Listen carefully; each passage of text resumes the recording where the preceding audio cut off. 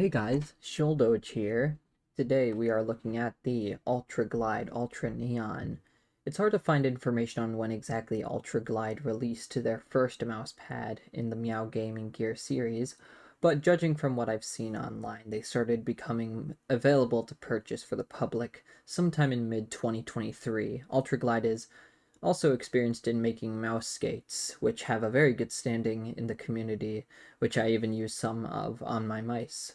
This pad is supposed to be their fastest surface Ultraglide has to offer, with a smooth skin-friendly surface and a low dynamic friction. I bought this pad from what I believe is Ultraglide's official store on AliExpress in 490 by 420mm in the signature blue color they offer. Now, moving on to the surface, looking at a macro shot of the weave. The weave itself is fairly tight, though not as tight as other speed pads similar to the UltraNeon.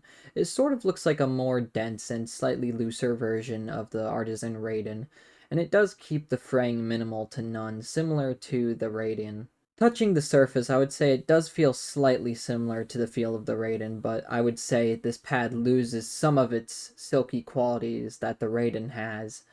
But in return, it offers a generally smoother feel and less of a difference between the feel of the x-axis and the y-axis.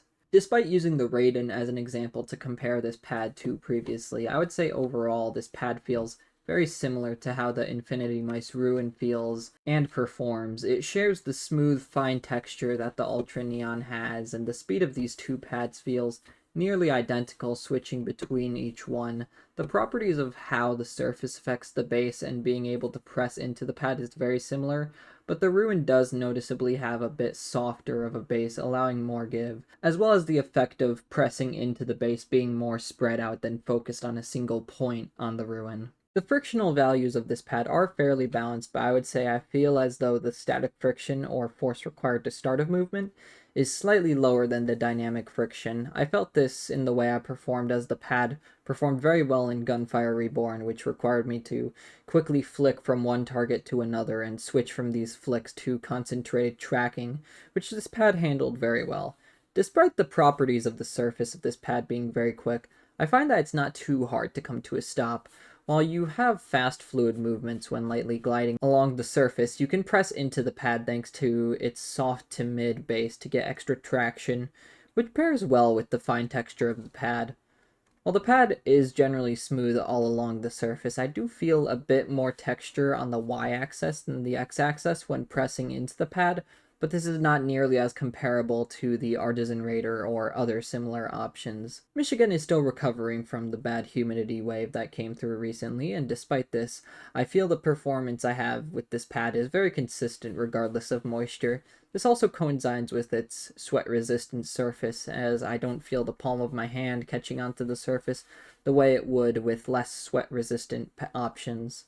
This pad is very sleep-friendly, as it works amazing with my Pulsar sleeve and my GamerSupps sleeve, and it even works well with my TBTL sleeve, if inverted. Keeping the surface of this pad isn't too difficult, but when debris does get onto the surface, it's very easy to feel along your fingers. Sometimes with dry hands, I find dead skin can especially become a bit of a headache, but if you don't work with your hands a lot, I wouldn't imagine you having that issue while using this pad as much as I do. Moving on to the base of this pad consists of urethane foam with a rubberized bottom, which Ultraglide describes as promising a soft and cushiony feel from the surface.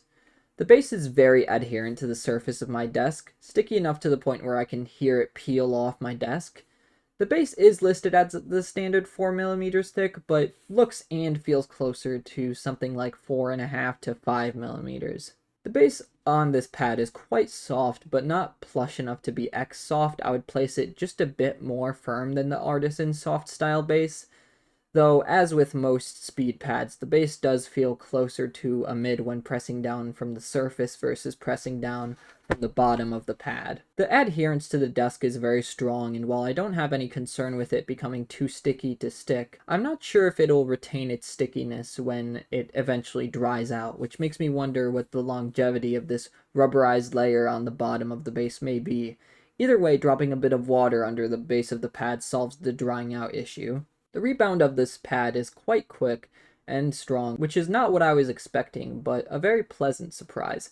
It's not difficult to press into, but not easy, and you do have to try before you actually start to push into the bottom of the surface.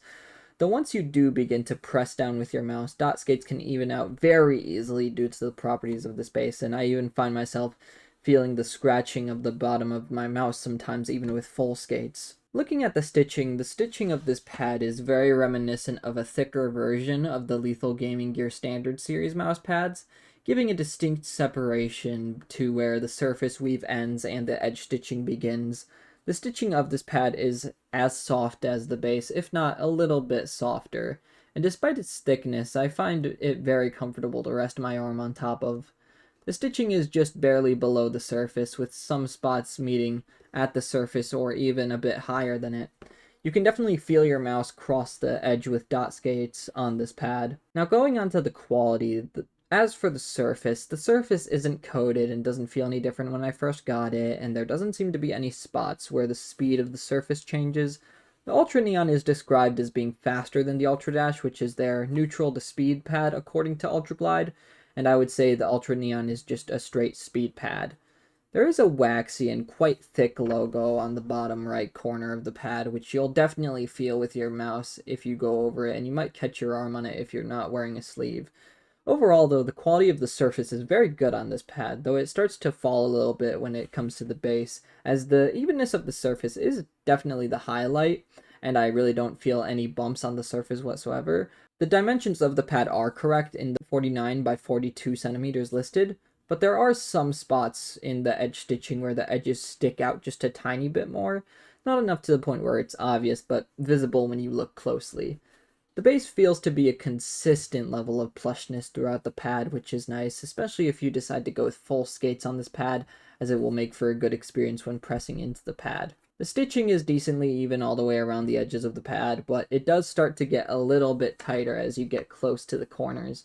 But luckily, due to the stitching style this pad follows, it doesn't get more firm due to this. While I'm not usually a fan of how this edge stitching turns out looking, it does pair nicely with the vibrant blue of this pad, but it does start to look a little bit ugly if you look on the underside of this pad. But of course, if you're normal, you won't be playing on the bottom of this pad. While it has not started fraying per se, where I've placed my arm, the edge stitching does just have a very fuzzy texture to it all the way around the edges of the pad. I can't say much on the customer service on Ultraglide, as they don't seem to directly have one. The community behind Ultraglide is fairly dead, as there isn't a YouTube, Twitter, or Discord for the Ultraglide community, so users have to resort to taking their conversations of the company elsewhere and their questions to one of the vendors like MChose, assuming they do start selling the UltraNeon there sometime soon. I purchased this pad on AliExpress, which the seller did a great job of getting it to me rather quickly, despite shipping from China, but I can't say much on MChose, but from what I've seen, they have fairly high shipping rates. Now, as for the price, when I purchased this pad, it totaled to just around $55 with shipping on AliExpress, and judging from the price of the Ultra Dash on MChose, if they do begin vending the UltraNeon, it will likely cost around $60 from them. Overall, this price seems a bit steep for the amount of imperfections I found on this pad. If you do purchase this pad from AliExpress, it will be shipped rolled up, but I imagine if you do order from MChose, it will be shipped flat, as is standard for all of Ultraglide's other pads. Did not come with any other accessories, and I think this is the first time that I'll be saying I don't believe this pad is worth the price. I love the surface when lightly gliding across, but if you plan to press into the surface for extra control, you're gonna need full skates, and even with full skates, sometimes I find myself scratching the bottom of my mouse, and combine that with the imperfections in the edge stitching and choice of logo representation, I don't believe this pad is worth the $55 that I paid for.